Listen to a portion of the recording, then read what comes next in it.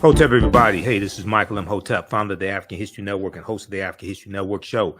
I'm here with one of our esteemed scholars when it comes to African history, African American history. You've heard him on the African History Network show before. I'm talking about the one and only Dr. Molefi Kete Asante. Hotep, brother, how you doing today? Hotep, Imhotep, I'm very good. I'm blessed, and I'm ready to be on this very popular show. Yes, we've certainly heard about your work and appreciate the work that you're doing. It's essential. absolutely, absolutely, and as well as with you, man. And I've been inspired by you. Probably the first time I saw you on TV was on Tony Brown's Journal. Yeah, wow. Back in the early 1990s, man. You're one of the few people who remember that. Oh, Tony had me on periodically. Yeah. Tony Brown's Journal. And I grew up watching Tony Brown's Journal because my parents watched it. Yeah. So that's how I learned about him. Every Sunday, 4 p.m. I think it's 4 or 5 p.m. PBS here in Detroit. That's how I learned about you. I love it. All right. So many people have seen the interviews I've done with Anthony Browder as well as Dr. Charles Finch. Yes. And we were talking about the documentary from executive producer Jada Pinkett-Smith. It's in the African Queens series. It's on Netflix. And the trailer dealing with the installment dealing with Queen Cleopatra VII caused a lot of controversy, a lot of Arab backlash, anti-African backlash, things like this. So it came out May 10th, 2023. I've seen it. And I thought it was fantastic. I know you did a lecture recently dealing with Queen Cleopatra, this documentary, and the Arab anti-Blackness backlash, things like this. So I want to have this conversation with you today on this topic. So let me ask you a question, brother. Have you seen this documentary yet on Netflix? I have not seen the documentary. Okay. So my issue is not the documentary per se. I mean, and I would like to see it. I mean, I'm not opposed to see it. I want to see it.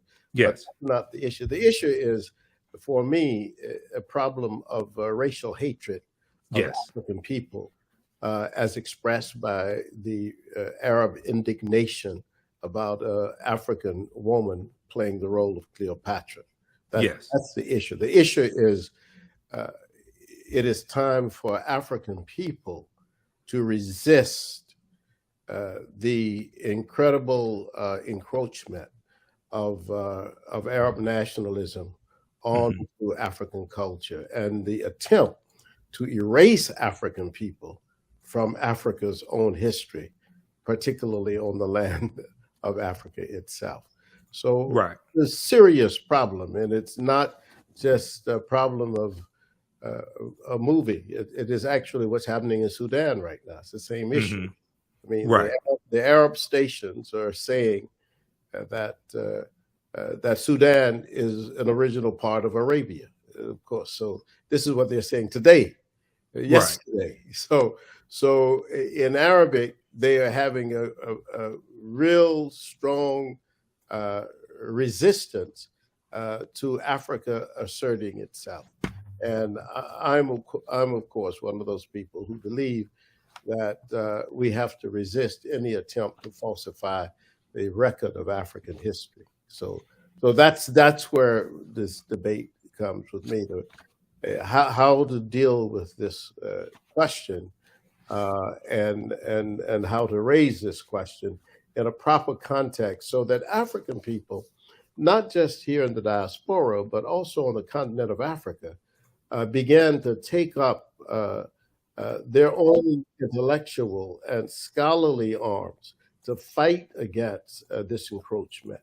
And we have to do that. And part of our confusion as African people, to a large degree, over the last 400 or 500 years, and even before that, really that part of that confusion has been because of the Arabization, just like it has been the Europeanization of African people and African cultures. So we've got to adjust to that, and I think that we've slept enough. It's time for us to wake up.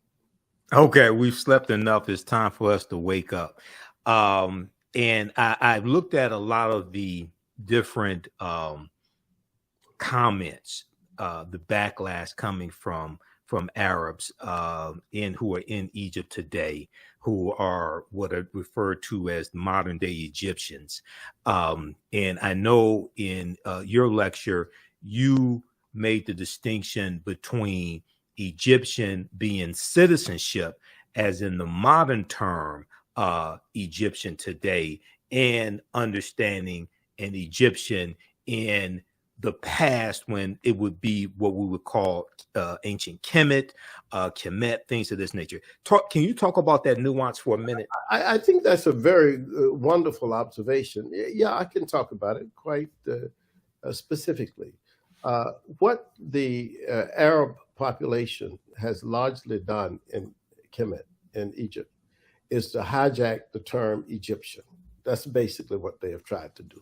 Yes. And the idea is that the way they have done it is very interesting, because what they have done is to claim that ancient Egypt was the same as contemporary Egypt. Mm-hmm. And of course, that is not true. I mean, that's false on the very face of it. I mean, almost anybody can see that. And I've said this, when I've talked about the American situation, I've told people that 500 years ago, the land that we call the United States of America didn't look like it does today, right, in terms of the diversity of the people. So that to claim that Egyptian today is the same as the Egyptians who built the pyramids, or Egyptians who built the temples and the tombs and created writing is a false thing. And not only is it false, but it also disrespects the Black people who are direct descendants of those ancient Egyptians who still live in Egypt. So right. It's like, wait a minute. I mean, we're still here. It's almost like you white Americans saying basically the Pueblos in New Mexico were created by Europeans. The right. Americans are still the people who the DNA people who created them are still here. Exactly. So it's a very weird kind of situation. And years ago, one of the great Nigerian philosophers, Chinwezu, warned us that this was coming. He anticipated that what there would be a very strong attempt on the part of Arab nationalists to, in fact, redefine the Nile Valley civilization as Arab civilization. And of course, we are seeing this encroachment day by day. And Jada Pinkett-Smith did a profound assertion, and her production crew did a profound assertion that was based as much on fact as anybody else could have done. I mean, and I think that is the thing. I mean, we have every indication that Cleopatra, we know, well, first of all that Cleopatra was not German. We know she was not English. We know she was not Arab. In fact, we know that we don't even have an Arab population in Kemet in large numbers until the 7th century, this era. So we know these facts. I mean, and you have a guy like Zahi Hawass, who basically is a salesperson. That's what I call him. He has now tried to rehab himself because he got into difficulty before, and now he's trying to rehab himself by being a salesperson for tourism in Egypt. That's what he does. That's his only thing. And so to do that, he often has to tell things that are untrue and say things that are not correct. And he did that in Philadelphia. We demonstrated against him when he came to Philadelphia for that. When was this? This was several years ago when they had the King Tutankhamun exhibition at our Franklin Museum. It was wonderful because he was cornered by an African American woman reporter, Helen Blue, and Okay. she said to him, Mr. Hawaz, why do you keep saying that King Tut was not black? Was he black? And then he simply, out of exasperation, said, yes, he was black. So leave me alone, basically. You see what I'm saying? So then I've followed him. I've watched his work. His work is to be drama for Egypt. And the drama for Egypt really creates excitement in European countries for, well, I need to go and see what Hawass has seen. He's right. But there are no Arabs in ancient Egypt. There's no population of them. Cleopatra could never have been an Arab. That was not possible, you see. Exactly. So exactly. It's a very, very strange situation. And the smartest thing, and I wrote this in my book, I wrote a book called Culture and Customs of Egypt. And this book published several years ago, maybe 15 to 20 years ago. And I tried to put this business to rest at that time. And for a long time, I thought we had really solved this issue with history. This is a historical situation. It's not a situation that Black people are having some opinion about something. This is a historical fact, you know. So let's deal with the historical facts. And that's what I've tried to do with the whole question of Cleopatra, you see. Right, exactly. So I want to show this timeline of history here just very briefly for people who may not be familiar with this information. And then I want to show you a couple articles here, because I've been dealing with this on the African History Network show as well. And, you know, I'll have people who I guess they're Arabs who will, you know, make these anti-Black statements and different things of this nature. But first off, if we look here, let me flip over here. Okay, so this is a timeline of dealing with global African history that I use. This one here is from past.org, blackpast.org. They have about 6,000 pages of articles dealing with African history and African American history. But if we just look at this here briefly, okay, so 332 BC, that's an important date that we need to understand. 332 BCE, before the Common Era. You have Alexander the Greek, or Alexander the Great. He conquers Egypt, okay, and then we know he dies in 323 BC, and one of his generals, Ptolemy I Soter-Lagi, becomes ruler of Egypt. Okay, when we look at we go down, we don't see the Arabs come in until 639 AD. Okay, now Cleopatra VII was born in 69 BCE, before the Common Era, 69 BCE.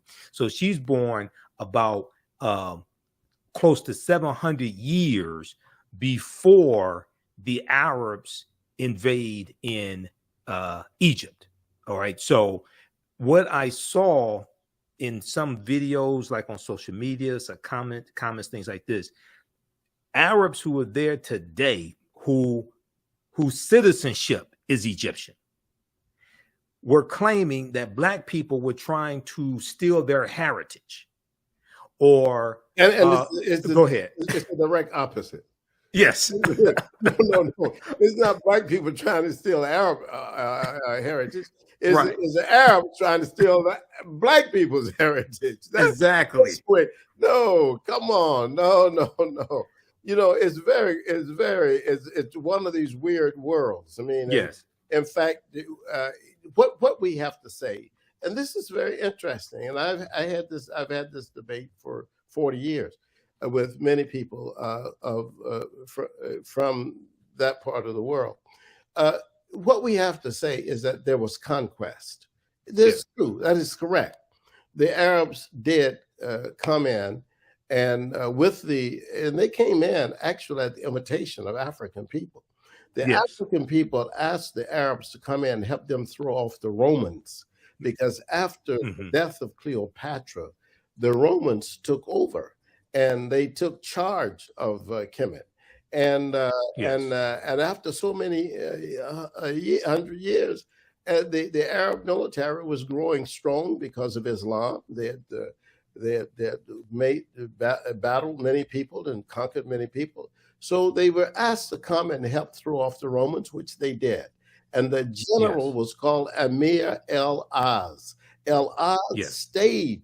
He decided that Egypt was a good place. Why go back to the desert? This is a very, I'm in the fertile territory of the Nile River. Let's just stay here.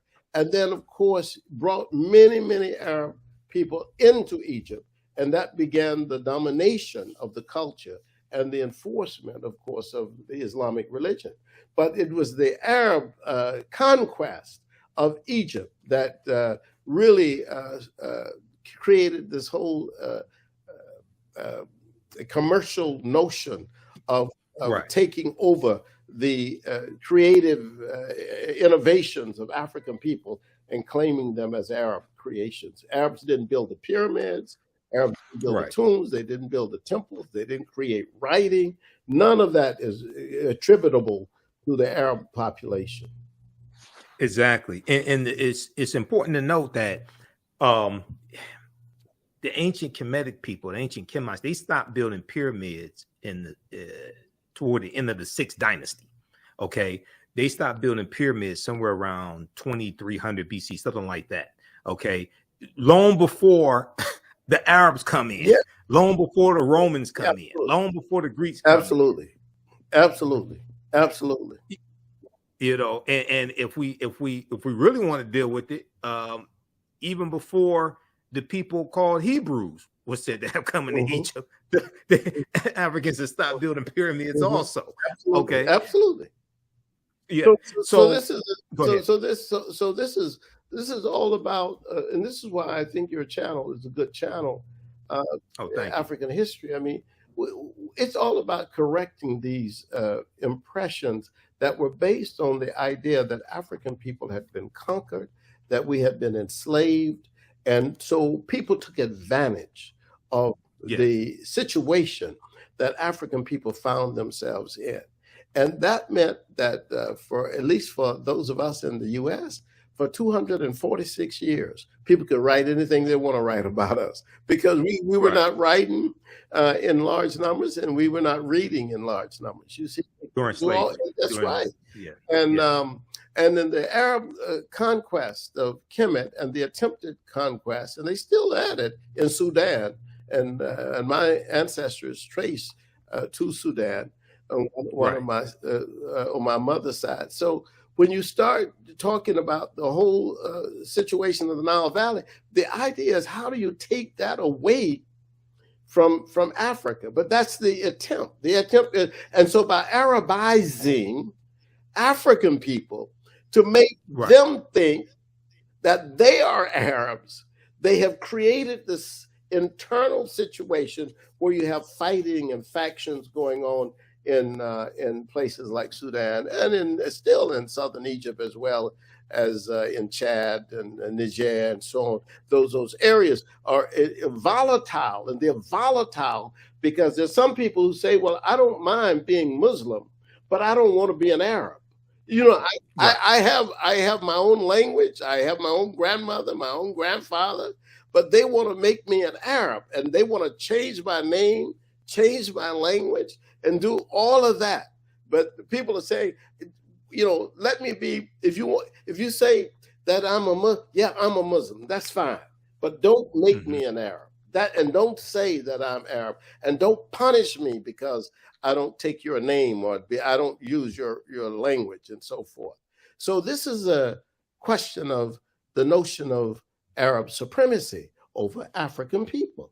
This is why it's almost like it's not inherent, but it is endemic to the Arab notion of the relationship between Africans and Arab people. And that notion is that African people are below Arabs. That's a negative notion that cannot be allowed to exist in the 21st century, and we have to fight it. And this is why I came out with a lecture on Jada Pinkett-Smith, because whatever celebrities are brave enough, like Kevin Hart or her, say these kind of things, and they're not scholars. They just know what the general plausibility is. I mean, what's probable. I mean, the fact that Cleopatra, for example, was a descendant of a Greek leader doesn't mean much after 300 years. I mean, it's almost like I was telling somebody, and I said this often, that in my own family, I have people who maybe 4 generations ago had white paternity, some white man in the family, but they're not. If you look at them today, they're not white. So you can have Greek paternity 300 years ago, and still your complexion today will be black. You see what I'm saying? So we don't. That's a debate that is ridiculous. It doesn't make any sense to me. And some people say, "Well, she was of Greek descent." Yeah, and Henry Louis Gates says 30% of all African Americans have white paternity. They are of white descent because of the rape of the enslaved African women on the plantations. So you got 30% of us have that, but today we don't go around saying we're white. This is not a. That's not, Yeah, most of us don't. Yeah, most of us don't. Some of us may think Michael, like Clarence Thomas, but you know, correcting me. You were very correct. I get your point though. But you're right. I can't get too passionate about this because you're right. I can be proven wrong on that. But I think basically what I'm saying is that the debate about what complexion Cleopatra is. I mean, the plausible thing, the most likely thing is that she was number one of dark complexion.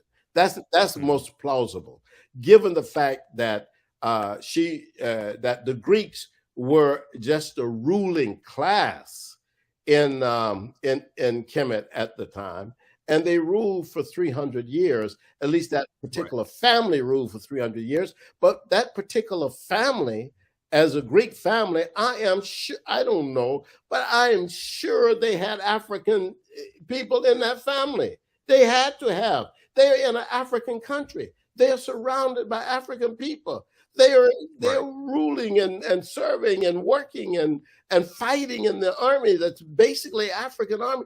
Wait a minute. And you're telling me for 300 years, this pure Greek white family ruled in Egypt and there were no blackness in there? No, that's not true. And in fact, Arsinoe, the fourth, who was Cleopatra's sister, has been proven to be of African descent. So exactly, I'm gonna show an article that deals with that. Absolutely, the BBC had a documentary dealing with that. Yeah. Now, Arsinoe the Fourth is depicted in the documentary Cleopatra from Jada Pinkett-Smith. Also, oh, okay, great. She's depicted in there. Yes, good. I need to see that. Yeah, absolutely. It's on Netflix. It's about, I think, something like 2 hours, 2.5 hours. It's fantastic. So, for the sake of time, because I know you're short on time. I'm sorry, I got another appointment. Okay, he made time to come on. We were trying to get him on last week, but he was in and out of town, so it was hectic. Let's do this. I want to show this article briefly. This is from NBCnews.com. This was one of the strongest statements against the documentary from the Egyptian government. The name of this article is Cleopatra Was Not Black. Egypt Tells Netflix in Growing Feud Ahead of New Series. Now, first of all, I just want to make it clear, the documentary series is not saying that Cleopatra was black as was, say, Queen T or Queen Nefertiti or Nefertari or anything like this. What it's saying was basically she was melanated, and she looked more like Adele James, who portrayed Cleopatra in this series. And Adele James is biracial. She's a black British actress. They were saying that Cleopatra looked more like Adele James than she would have Elizabeth Taylor in 1963 in the movie Cleopatra. Okay, that's correct. This is the argument that they're making. But if we just look here, just at a couple of quick here, it says here, let's see, go to the government statement issued Thursday marked an escalation in a feud that has sparked demands for the show's cancellation amid a broader debate over representation and popular culture. And if we look here, okay, Egypt has accused, let's back up. Egypt has accused Netflix of misrepresenting history by casting a Black woman to play Cleopatra, its most famous historical figure, in a new series. Queen Cleopatra, which is released May 10th, features Adele James in the lead role, a casting decision that the streaming giant Netflix says, quote, is a nod to the centuries-long conversation about the ruler's race, but which officials, end quote, but which officials in Cairo have dismissed as, quote unquote, blatant historical fallacy. Historical fallacy. Go ahead. Yeah, well, I'm not in the business necessarily of always supporting Netflix, but I want to say, sure, in this case, Netflix was correct. And the audiences who have decided not to see this film are missing out on something, from what I understand. Because of this controversy. But the Egyptian government is wrong. No government can take some sort of action to try to dictate history. And that's basically what they're doing. This is a very fascistic operation. I've been to Egypt 10 or 12 times. I've taken hundreds of people to Egypt, and I've seen Egypt. So it is very, very difficult. In fact, right now, Egyptians are writing me saying they disagree with the government. You know what I'm saying? Yes. I got people writing me saying, because I made this statement, and I'll make it here.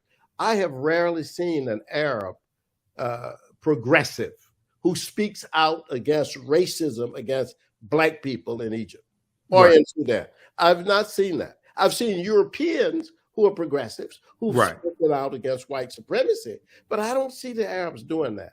And so this Arab wrote me from Germany. Yes, I'm one of the ones who speak out, but I still have not seen any indication of this. You see, I haven't seen any real fact. So in this situation, Netflix is correct to take artistic license to do this, and they are more on a solid historical base and foundation than the Egyptian government, because the Egyptian government is simply trying to promote Arab nationalism against the historical Black foundation of the ancient Egyptian government. Right. And they're also trying to promote tourism as well. Absolutely. And tourism took a hit during COVID-19, but also their tourism has taken a hit with the Russian invasion of Ukraine as well. Absolutely, because the Russians were big people in the tourist business. When you would go, you would see a lot of the Russians. But now to say that that Cleopatra was Black, oh my goodness! The Europeans say, I'm not going to go to Egypt anymore. Yeah. Yep. Yep. Even just to have a biracial woman portraying her and just saying that Cleopatra had melanin is scaring the hell out of people. Yeah. Because the white imaginary of Egypt, of course, is, as you say, is white. Is right. White. It's 10 Commandments. Commandments. That's right. And of course, even in the 10 Commandments, they don't have, at least they don't go with Cleopatra as an Arab. You see, they at least the Europeans put her in as an English woman, a British woman. So, but we still but this. Well, they show Nefertari. Absolutely.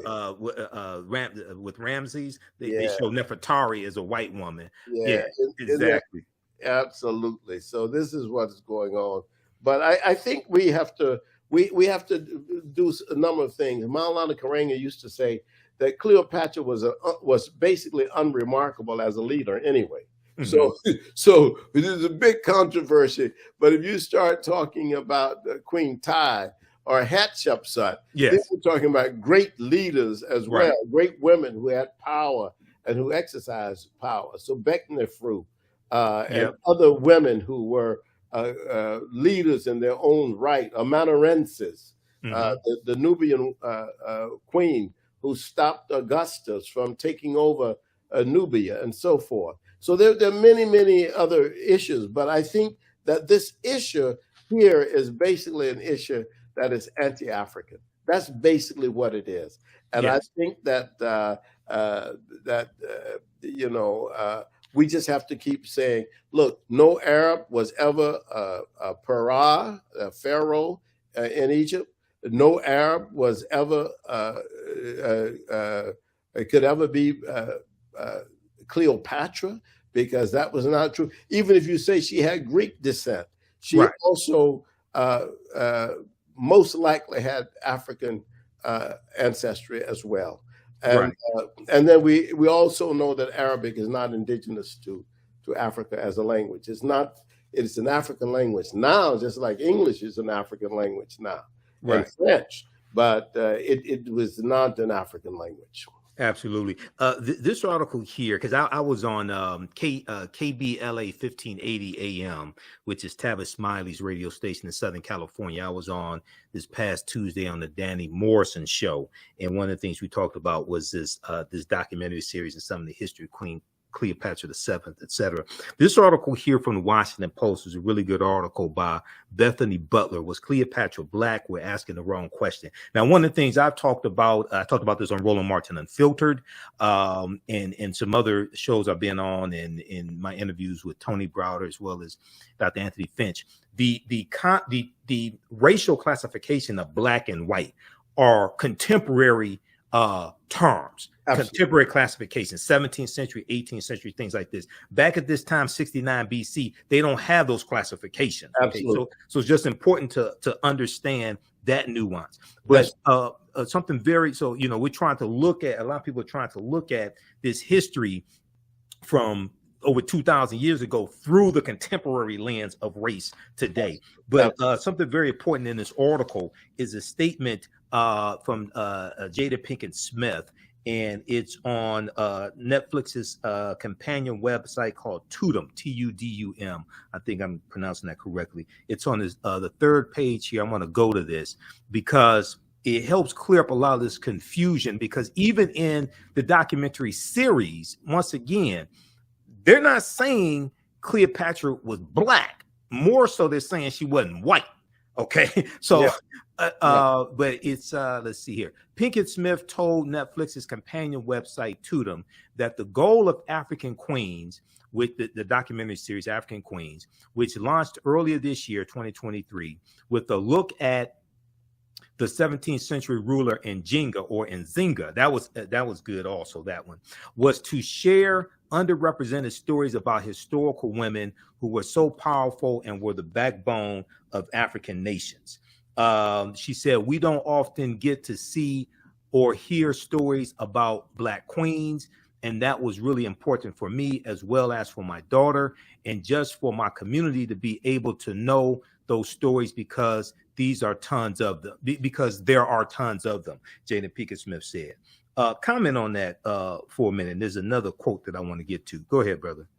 Well, yeah, I mean, I think that she's definitely right. I mean, I don't, and I think that the whole question of what is, I mean, when you start talking about Africanity, the argument that is most likely to be sustainable is that Cleopatra was certainly an African woman. And if you're in Africa for 300, your ancestors are in Africa for 300 years, right? What you are culturally an African person, and I think that the ancient, Greeks were very interesting because they did not try to appropriate Egypt at first. They learned from Egypt. They learned, and in fact, they wanted in fact, Alexander himself, I mean, 300 years earlier than Cleopatra, wanted the oracles of Kemet to recognize him as one of the sons of God. I mean, this is very right. Alexander. Traditional, you see, yeah. So it's not the we don't have an argument with the Greeks, and even the contemporary Greeks don't argue these issues. Right. This is an Arab issue. This is Arab imperialism in Africa, And Dr. Sally Ann Ashton, a PhD from Cambridge and an Egyptologist, has argued that most of these arguments are agendas of white supremacy. But I argue that this is an agenda of Arab supremacy. The idea is we cannot, they don't, number one, they basically have persecuted, oppressed, suppressed, and brutalized African people, dark-skinned people in Egypt and in Sudan, and now they cannot stand the fact that on the American nation, on the American side, that Africa, a woman of African descent, has said what is correct.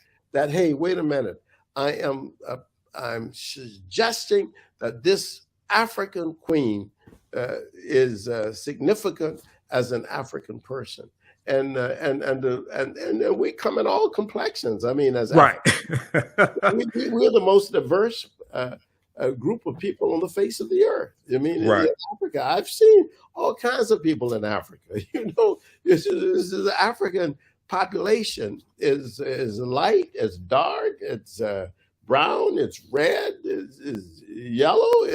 We have everything on the continent. And if exactly. you travel, they will see this. There's no argument. Why is there an argument? There's only an argument because this is a person who because Jada Pinkett-Smith has said, and her production people have said, look, this actress represents Cleopatra. And I think it's just as legitimate and more legitimate than having Elizabeth Taylor to do it. Absolutely. Lastly here, and then I'm going to give you a website and let you tell people how they can contact you. This is the article I was looking for. Now, this just came out May 12, 2023. CNN.com. Queen Cleopatra actress Adele James talks blackwashing, quote unquote blackwashing. And in here, we scroll down, it talks about how her ethnicity is, now this is a statement from the producers of the documentary. Her ethnicity is not the focus of Queen Cleopatra, the documentary series, but we did intentionally decide to depict her of mixed ethnicity to reflect theories about Cleopatra's possible Egyptian ancestry and the multicultural nature of ancient Egypt. Okay. Talk about that for a minute, because at the time, they even say this in the documentary, at the time that Cleopatra was born, the populations that are there in Egypt are the indigenous African people, the Greeks, and they also talk about Hebrews or Jews being there. I would not have written a statement like that because, you know, it's just like when I go to France, mm-hmm. I mean, and I see a whole lot of African people in France, in Paris. But I wouldn't say, I mean, France is a white nation. You know what I'm saying? It's like you go to Australia, you see people from Asia and people from Papua New Guinea and everywhere, but Australia is a white nation. Mm-hmm. So ancient Kemet in 300 BC mm-hmm. was a black nation. Yes, it was conquered by Alexander's army, and they imposed a Greek rulership over that black nation. Over a black nation, right? Yes, right. Don't confuse matters. It became more multi-ethnic later as more Greeks came, as later in the Romans era, the Romans, yes, and the Persians, and many people came. But the further you go backwards, the blacker the country is. Oh, correct. Yes, absolutely, absolutely. All right. I know you're short on time, brother. Yeah. Tell people how they can contact you, and then we've got your website that I'm gonna pull up right here as well. Let people know how they can contact you if they want to bring you in to do a lecture or anything like that. All right. Thank you very much. All right, but let me tell you you got my website, Molefi Kete Asante.com. Yes. And you can also see our lectures at our think tank, the Molefi Kete Asante Institute. It's Okay. MKA Institute lecture series. And if you go to YouTube, you'll see our lectures as well. We appreciate you very much, Michael. Thank you. All right, brother. All right, brother. It's good to catch up with you. Good to talk to you again. Hotel. All right, Hotel. All right, brother. Peace. Peace. All right, everybody. He has to run. He has another commitment. Don't go anywhere. We have more information for you as well. And I'm teaching on Saturdays, I teach my online history classes as well. Ancient Kemet, the Moors, and the Ma'afa, understanding the transatlantic slave trade, what they didn't teach you in school. So we have a session of that coming up at 2 p.m. Eastern Standard Time today, May 20th, 2023. And we'll give you information about that. And we're going to do a free session of the class today. So you can register for that at our website, TheAHNShow.com, TheAHNShow.com. I'm going to post a link here. And you can register for the full 12 weeks. Actually, it's about 14 weeks this time around. You can register for the full 14-week online course. We deal with thousands of years of history and what leads up to the transatlantic slave trade taking place. And I do a PowerPoint presentation. We have book references, articles, video clips, etc. So that was Dr. Molefi Kete Asante that we just spoke with. And he was the he used to be the chair of the Afro-American Studies Department at Temple University in Philadelphia.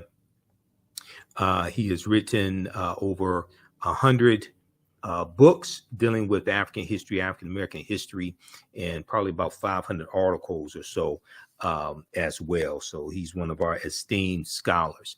All right, how's everybody doing today? Share this broadcast on your social media platforms. Invite your friends to tune in as well. And go to our website, TheAfricanHistoryNetwork.com, TheAfricanHistoryNetwork.com. We have information dealing with our radio show, the African History Network show, our classes, all that there. If you want to support the African History Network, you can do so. $ the AHN show through Cash App, $ the AHN show through Cash App, also through PayPal, paypal.me/the AHN show. That helps us keep doing the research, keep broadcasting our Sunday night show. I'm on Sundays, 9 p.m. to 11 p.m. Eastern Standard Time, the African History Network show on 9:10 a.m. The Superstation WFDF here in Detroit. So you can support us. Cash App, PayPal. This is the interview I did with Tony Browder. Follow us on our YouTube channel, Michael Imhotep, Imhotep. But on Saturdays, I teach Ancient Kemet, one of the original names for Egypt, Ancient Kemet, the Moors, and the Ma'afa, understanding the transatlantic slave trade, what they didn't teach you in school. So the class is regularly $130. It's on sale $60. You can register for the full course. We do the sessions live. All the sessions are archived and recorded. So you can go back and watch them anytime, even a year from now, 2 years from now, you can go back and watch the entire course. Okay.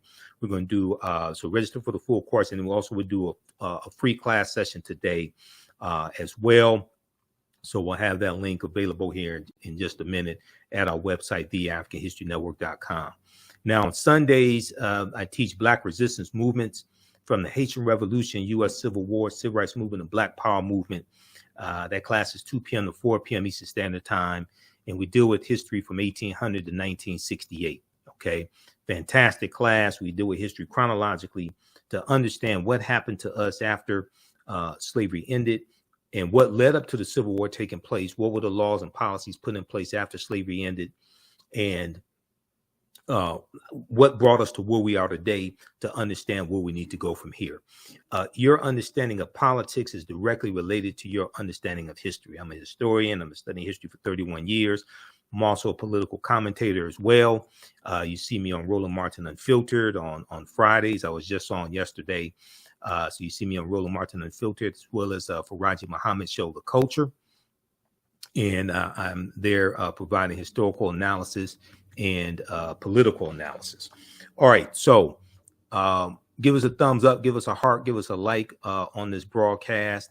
We posted the link. You can register for these online classes. We also have a bundle pack, a course bundle where you can register for both classes for $80 is discounted. That's a $300 value, and you can register for both classes for $80 right now.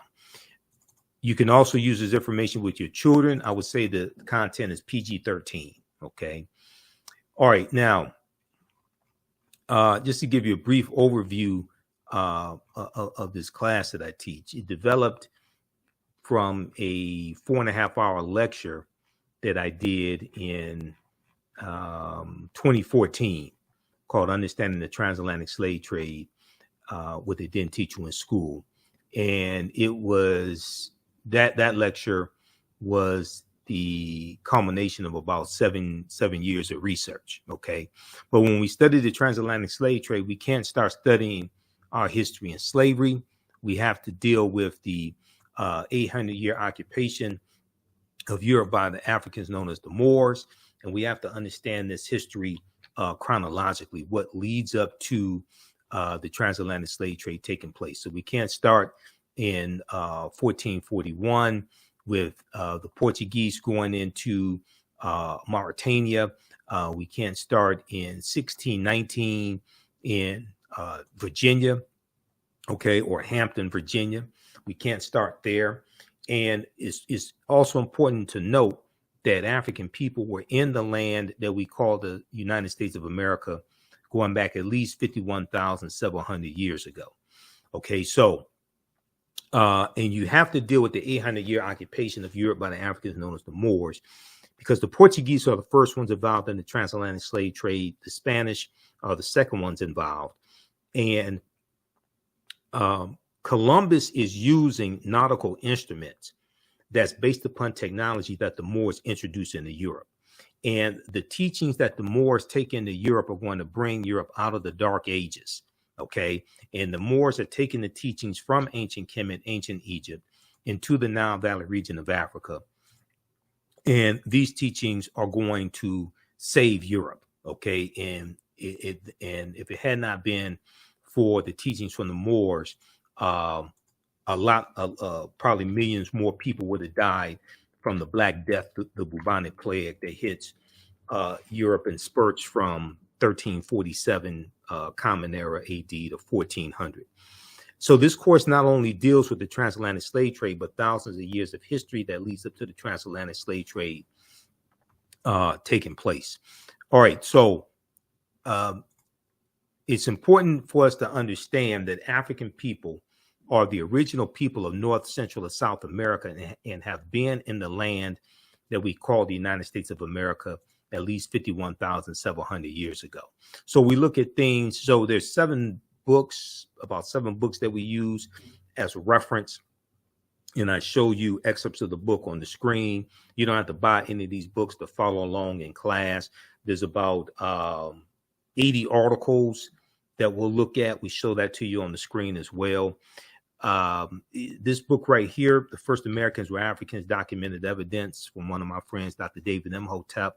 Many of you have seen the interviews I've done with Dr. David Imhotep over the years. His book is backed up by 713 footnotes and 7 peer-reviewed articles. On page 14 of his book, he deals with evidence. He deals with a discovery in Allendale County, South Carolina, that documents an African presence in the Americas going back at least 51,700 years ago. Okay. This was discovered by Dr. Albert Goodyear, who's an archaeologist at the University of South Carolina. They found 13 different types of evidence thoroughly documenting an African presence in the Americas dating back at least 51,700 years ago. They found artifacts, architecture, campsites, carvings, Egyptian writings, footprints in lava, genetic M174D haploid groups dealing with DNA and genetics.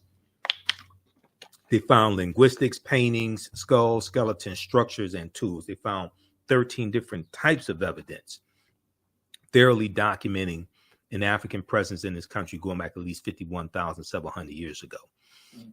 This is long before the transatlantic slave trade. This does not mean that the transatlantic slave trade did not happen. It means that African people were here in this land that we call the United States of America as well as in the Americas tens of thousands of years before the transatlantic slave trade started. And this is why it's so important for us to understand this history, because if you think that you first came to this land conquered and shackled and chained by Europeans, okay, then you're going to be psychologically damaged from that. This was the truth of the matter is this was our land stolen from us. African people were here even before Native Americans came into existence. So now this is an article from ScienceDaily.com. ScienceDaily.com has articles dealing with science, archaeological discoveries, different things like this. This is an article about this discovery that Dr. Albert Goodyear made. It's from November 18, 2004. It's called New Evidence Puts Man in North America 50,000 years ago. New evidence puts man in North America 50,000 years ago. And in the article, it says, this is a summary of the article, okay? It says that radiocarbon tests of carbonized plant remains were where artifacts were unearthed last May. That would have been May 2023. Well, that would have been May 2004, along the Savannah River in Allendale County by University of South Carolina archaeologist Dr. Albert Goodyear, indicate that the sediments containing these artifacts are at least 50,000 years old, meaning that humans inhabited North America at least long before the last ice age. Humans inhabited North America long before the last ice age. Okay, so who were these humans? Right now, these were the Khoisan, who are the short-statured Africans. Now, if we look here, there was a article in Science magazine. An October 2012 genetic study published in Science magazine found that the Khoisan in Southern Africa are the oldest ethnic group of modern humans. The Khoisan in Southern Africa are the oldest ethnic group of modern humans, with their ancestral line originating about 100,000 years ago. The Khoisan, formerly called by the derogatory term Bushmen, are genetically unique, and no other currently known population had separated so early from our common human ancestor. The Khoisan, formerly called from our commonly human ancestor. Okay, now the Khoisan, formerly called by the derogatory term Bushmen, are genetically unique. Now, when we look here, these are two Khoisan women. Okay, the Khoisan are the short-statured Africans. And there's a good article from AtlantaBlackStar.com that talks about the Khoisan also. The Khoisan live in Southern Africa in territory that is territory spanning Botswana, Namibia, Angola, Zambia, Zimbabwe, and South Africa. They are largely divided into two groups: hunters and gatherers, the Sans people, and keepers of the livestock, the Khoikhoi people. The Khoisan languages include the distinctive click sounds that are not found in the languages of their neighbors. So read the article from AtlantaBlackStar.com called 5 Ethnic Groups that prove the first humans were Black. Okay, so we go through and look at these different archaeological discoveries, scientific discoveries. We do that in the first 2 or 3 classes. This discovery here that came out in February 2010, this deals with on the Greek island of Crete.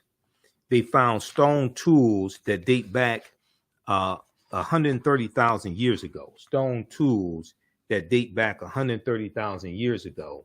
And they said this is strong evidence for the earliest seafaring in the Mediterranean.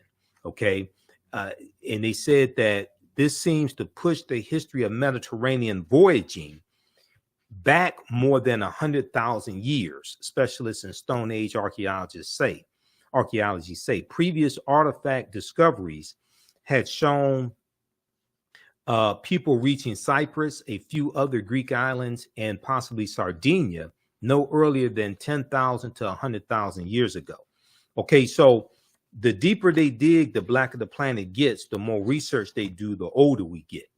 And what this is, when these different archaeological discoveries come out, what it's doing is causing all the scientists and archaeologists, etc., to push the timelines back, Okay.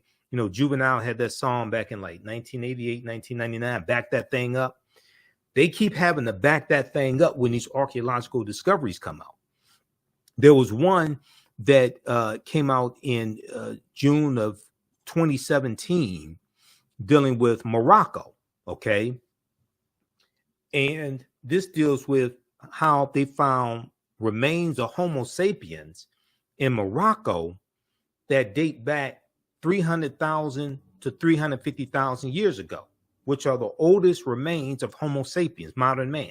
Now, this article here from NBCnews.com, we're older than we thought. New find pushes human origin back 100,000 years. This is from June 7th, 2017.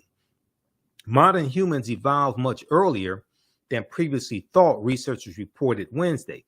New discoveries at a rich site in Morocco show modern humans were hunting and probably cooking game animals 300,000 years ago, which is 100,000 years earlier than scientists have believed until now. New discoveries and new dating methods show that, in fact, many of the bones belong to modern Homo sapiens as far back as 300,000 and 350,000 years ago. The earliest previous Homo sapiens bones dated back 195,000 years ago, and that was in Ethiopia. This pushes this timeline back over 100,000 years ago, and 100,000 years prior to 195,000 years ago, or so. It pushes the timeline back, and what they're realizing now is that Africans migrated out of the Nile Valley region of Africa much earlier than previously thought. Okay, much earlier than previously thought.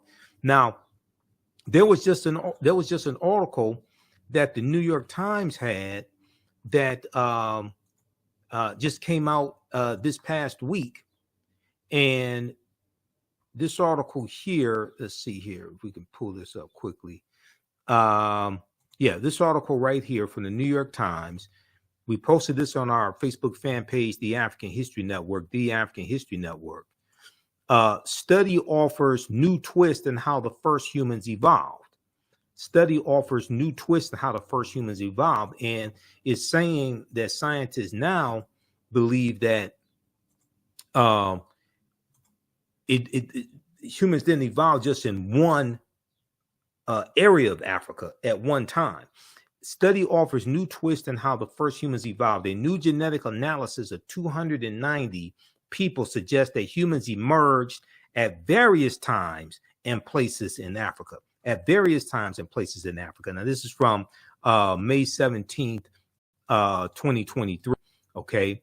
And when you look at the article, it talks about the discovery that was made in Morocco that I just showed you. Okay. Now, this article just came out this week. Scientists have revealed a surprisingly complex origin of our species, rejecting the long-held argument that modern humans arose from one place in Africa during one period in time. By analyzing the genomes of 290 living people, researchers concluded that modern humans descended from at least two populations that coexisted in Africa for 1 million years. For 1 million years before emerging in several independent events across the continent. The findings were published on Wednesday in Nature. Now, that's a popular journal dealing with scientific discoveries, the journal Nature. Okay. Now, right here, Excavations at the Jebel Irad archaeological site in Morocco, where 300,000-year-old fossils that may be the oldest evidence of Homo sapiens were found in 2017. That right there, that excavation site, that's dealing with the article I just showed you from NBC News. That plays a part in this discovery right here that just came out this past week as well. Paleoanthropologists and geneticists have found evidence pointing to Africa as the origin of our species.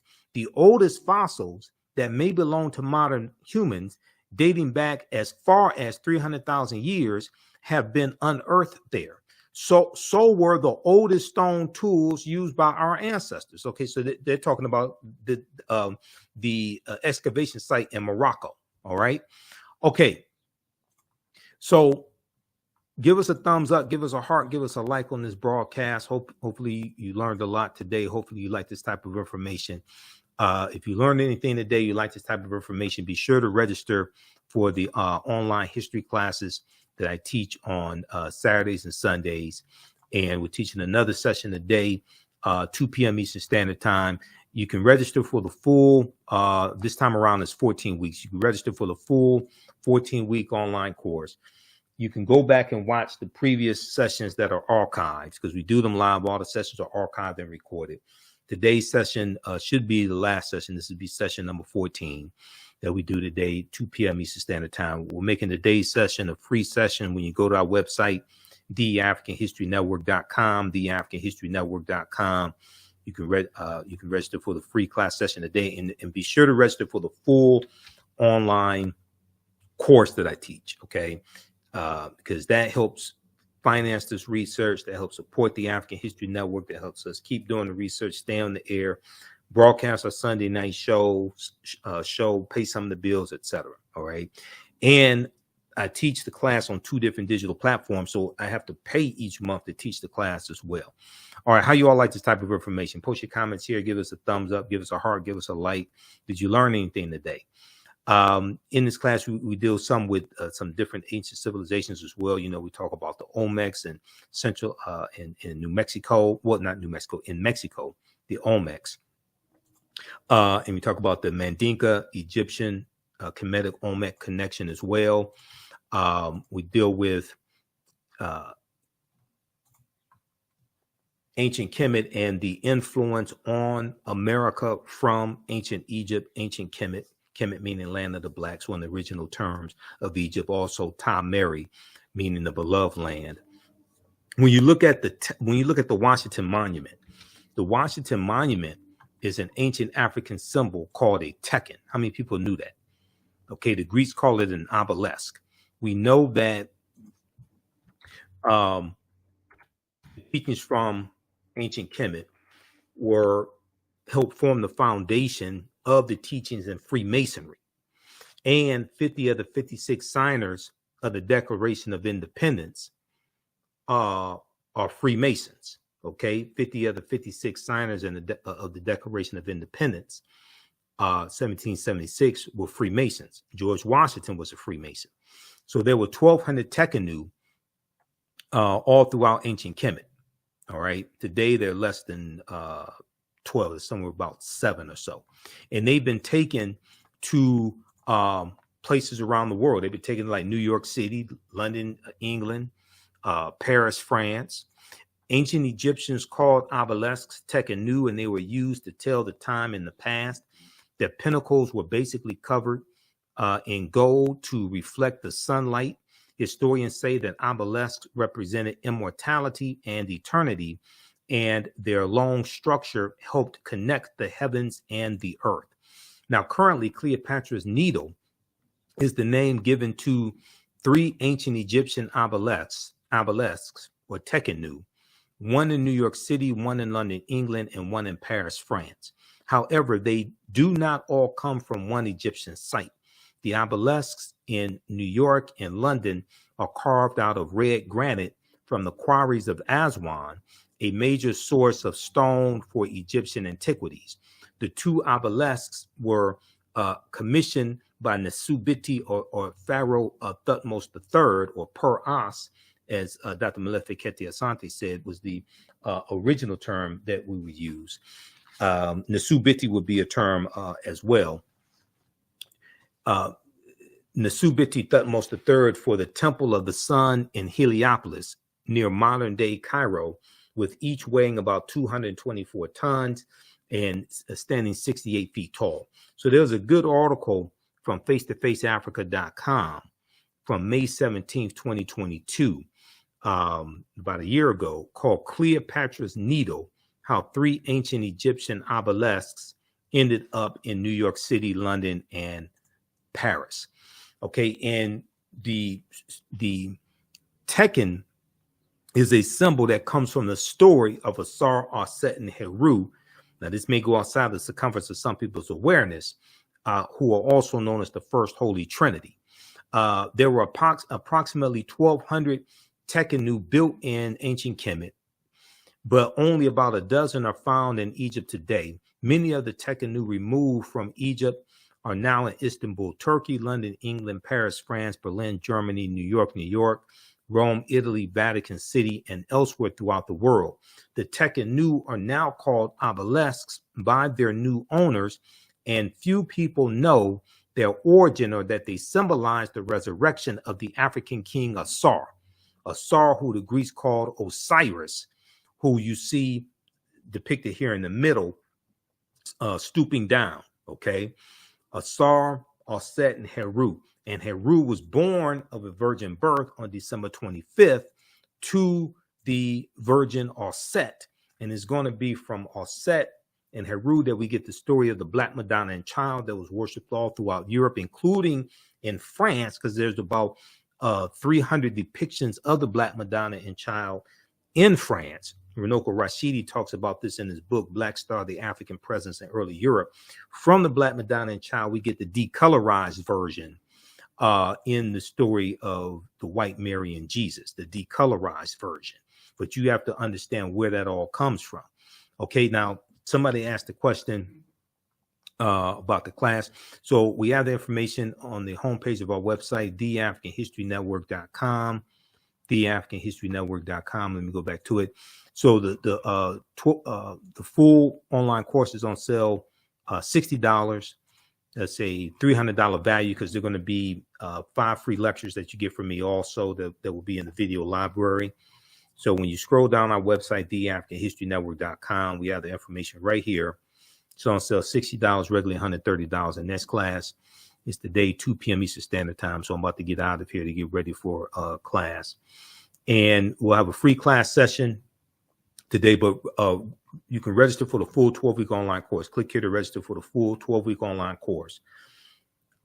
Your membership, your registration in the class does not expire, meaning you can go back and watch. You'll have full access to watch the class, next year, a year from now, 2 years from now, 3 years from now. It doesn't expire. You still have full access. You can go back and watch as many times as you want to. We have a bundle pack where you can register for both classes for $80.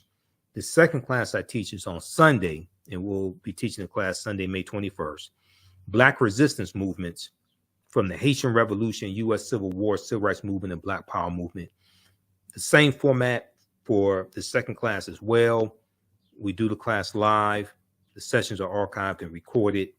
You can go back and watch it anytime. You don't have to worry about being in class at a certain time or anything like that. Okay. And we have a live chat where you can, a text chat where you can ask questions in class also. If you miss class, you can email me to ask your questions as well. Okay. All right. But this is, hopefully you learned a lot. This is a lot of work to teach these classes, to do this broadcast. Because I was doing this full time. I don't do this full time anymore. So it takes, I do my radio show. I do Roland Martin's show on Fridays. Usually I'm on Faraji Muhammad's show on Tuesdays. And then, I do other interviews as well. And people interview me and they're requesting interviews. I'm going to be on the road during the summer. It looks like I'll be at least a few places in the summer, and I'll be here in Detroit at different events also. So I stay busy. And my radio show is on every Sunday, 9 p.m. to 11 p.m. Eastern Standard Time, the African History Network show on 9:10 a.m. the Superstation WFDF here in Detroit. Now, the word Mason is derived from the Latin words mass and sun. Mass and sun. Mason means child of light and expresses the desire to pursue light, the desire to pursue light, which is a metaphor for the sun, which symbolizes knowledge. The term child of light, or sons and daughters of light, was first used to identify students who had completed 42 years of study in the temples of ancient Kemet, ancient Egypt. Many Masonic temples were modeled after the temples of Kemet, places where light or knowledge was imparted in a series of steps or degrees. This comes from page 18 and 32 of Egypt on the Potomac by Tony Browder. And I just interviewed Tony about 4 weeks ago, and we were talking about why Nile Valley civilization matters, why Nile Valley civilization history matters, and we talked about Queen Cleopatra a little bit as well. The concept of going to an institution of higher learning and getting your credentials in a series of steps or degrees comes out of Africa. That comes out of the Nile Valley region of Africa, especially ancient Kemet. That comes from us. Okay. What you do for yourself, what you do to yourself, and what you allow other people to do to you and get away with is based upon what you think about yourself. What you think about yourself is based upon what you have been taught about yourself. What you've been taught about yourself is based upon everything you've read, heard, and seen about yourself. So this is the type of information that changes the way we think, feel, act, and behave, and ultimately changes our results. It has a transformational impact on our mindset when we come into the knowledge of this, and we combine African history with economic empowerment and political empowerment. Okay. When you see that pyramid principle that I show you that Dr. Lyndon Jeffries and Professor James Small talk about, I'll show that to you in just a minute. Now, Masonic temples are considered houses of light or temples of learning. The term Mason means child of light. Okay. And the term Mason is a direct reference to the highest degree of the ancient Kemetic education system. The 33 degrees of instruction within Freemasonry represent a fraction of the 360 degrees of instruction that comprise the ancient Kemetic or ancient Egyptian system of education.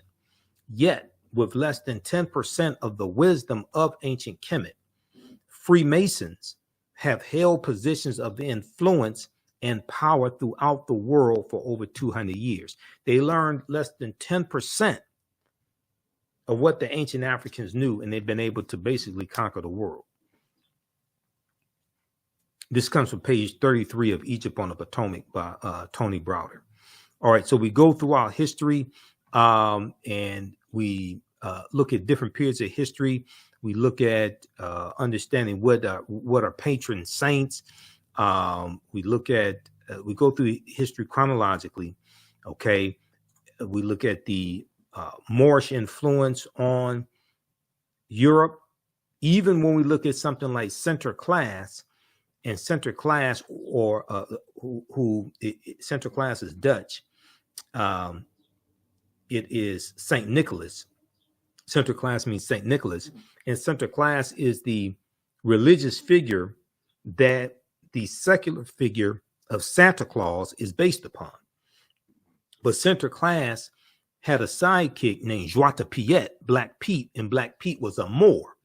And in one of the versions of the story, Black Pete was center class's slave. Okay, some people may say servant, but he was defeated by center class and became his slave. So we go through, look at things like why Christmas is celebrated on December 25th, because nowhere in the biblical text does it state that Christmas is celebrated on December 25th. And that deals with the winter solstice and a retelling of ancient stories dealing with Asar, Aset, and Heru, different things of this nature. Okay. Then we look at the 800-year occupation of Europe by the Africans known as the Moors. We look at different civilizations like that of Carthage, okay, different empires like that of Carthage, the Carthaginians, Hannibal Barca. We look at Nubia as well, Axum, etc. We deal with the film Black Panther, okay, because for instance, Black Panther represents, you see 11 different African cultures infused in the movie Black Panther. Ruth Carter was the costume designer. Ruth Carter studied 11 different African cultures for 6 months. And we see this represented in the film Black Panther. Bast, the panther deity, Bast is based upon Bastet. Bastet was a netter who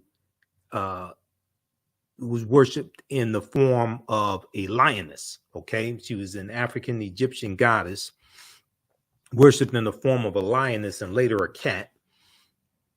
And she was a netter of warfare in Lower Egypt. She was worshipped as early as the Second Dynasty around 2890 BCE, before the Common Era, or BC. Okay, so the film Black Panther is a powerful movie, the first one and the second one. There's so much African culture and history that we see represented in the movie. And then we go through and we look at the Moors going into Europe as well in 711 AD, and who are the Moors and the impact that the African Moors had on Europe and what they're taking into Europe. George G.M. James, in the book Stolen Legacy, said that the Moors were the custodians of the ancient Egyptian mystery system. And the teachings that the Moors take into Europe are going to bring Europe out of the Dark Ages. These are some actual slides from the class that I teach. So I created all the slides. I put together the curriculum for both classes. I've been studying history a long time.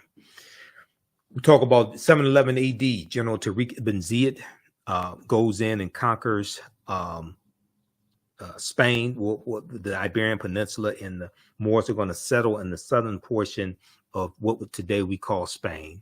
Okay, and he's going to he and his cavalry, they're going to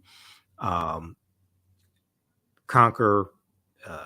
They go into the Spanish city of Toledo, and they are going to end the European dominance of the Iberian Peninsula, because it's under the control of the Vandals and the Visigoths at this time. This is who he's fighting against, especially the Visigoths. This is who he's fighting against and defeating. Okay. All right, so we'll deal with the history of the Moors, and we'll see how the transatlantic slave trade evolves. And it starts with the Portuguese, and then we see the Spanish are right behind them, and we're going to see that Christopher Columbus greatly extends the transatlantic slave trade, and because of his 4 voyages and the territory that he conquers. And these areas that he conquers have never recovered from being conquered over 500 years ago by Spain. Okay. He goes into the Bahamas, Cuba, Hispaniola. The western third of the island of Hispaniola is where Haiti is. He goes into the West Indies, Puerto Rico, Jamaica, Trinidad, Venezuelan mainland, South America, Panama, Honduras, etc. Okay. So we see the conquering of the Taino and the Arawaks, things of this nature, the conquering of the Soboni, the conquering of these Native Americans in these areas like Jamaica and Hispaniola. We're going to see Africans being brought in to these areas around 1501 or so. And then we're going to see the expansion of the transatlantic slave trade with the Asiento de Negros of 1518, signed by King Charles V, okay, also known as King Charles I. And the role that Bartolomé de las Casas plays, who was a bishop who traveled with Columbus on many of his voyages, Bartolomé de las Casas, okay, and the importation of black slaves to work in the Americas was the inspiration of the Spanish Bishop Bartolomé de las Casas, whose support of black slavery was motivated by humanitarian concerns. He wasn't necessarily concerned about the Africans, even though he is going to regret his decision to recommend that the Africans be enslaved. He is going to regret that decision and work the rest of his life to end the slave trade. But it's a little too late. It's a little too late now. It's exploded. African slaves were first brought to the New World shortly after its discovery by Christopher Columbus, or unconquering. Upon his arrival in the Bahamas, Columbus himself captured 7 of the natives for their education, quote unquote, their education on his return to Spain. However, the slave trade proper only began in 1518, when the first black cargo direct from Africa landed in the West Indies. So when they look at 1518, they're talking about the Asiento de Negros, signed by King Charles V. Okay, now the transatlantic slave trade goes back to 1441, then start in 1518. But some timelines or some maps that you look at will look at 1518 as a starting point. They're really trying to, I would argue, they're trying to minimize the severity of the damage and try to cut out about 60 years of the transatlantic slave trade. Bartolomé de las Casas argued that the enslavement of Africans and even of some whites, proving that in the early period slavery did not operate according to exclusive racial demarcations, would save the indigenous Amerindian populations, which were not only dying out but engaging in large-scale resistance as they opposed their excessively harsh conditions. As a result, King Charles V, King of Spain, agreed to the Asiento de Negros, or slave trading license, of 1518. He signed this August of 1518, which later represented the most coveted prize in European wars, as it gave to those who possessed it a monopoly in slave trading. You can't talk about the transatlantic slave trade and not talk about the Asiento de Negros. How many people have never heard of the Asiento? How many people have never heard of Bishop Bartolomé de las Casas? You can't talk about the transatlantic slave trade and not talk about the Asiento. This is just a fraction of the type of information that I deal with in these online courses that I teach, that I put together the curriculum, I put together the content, develop the slides, all of this. Okay. So if you learned anything today, visit our website, TheAfricanHistoryNetwork.com. You can use this information with your children, use this with your family. Register for the online courses right now. We have the bundle pack for only $80. You get this class and my second class that I teach on Sundays, Black Resistance Movements from the Haitian Revolution, U.S. Civil War, Civil Rights Movement, and Black Power Movement. And we'll see you in class today, 2 p.m. Eastern Standard Time. Remember, and also you can support the African History Network another way, $ the AHN Show through Cash App, $ the AHN Show through Cash App, and through PayPal, paypal.me/the AHN Show. So we have the information right on the homepage of our website as well.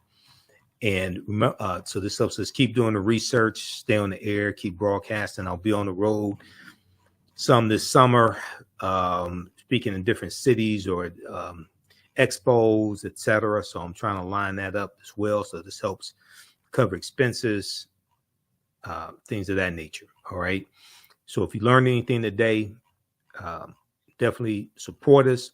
Follow us on our Facebook fan page, The African History Network, The African History Network, and our YouTube channel, Michael Imhotep, IMHOTEP. Remember, right now it's correct wrong behavior. It's not over till we win. Wakanda forever. And we'll see you in class today. And I'll see you on the radio when I'm on Sunday, 9 p.m. to 11 p.m.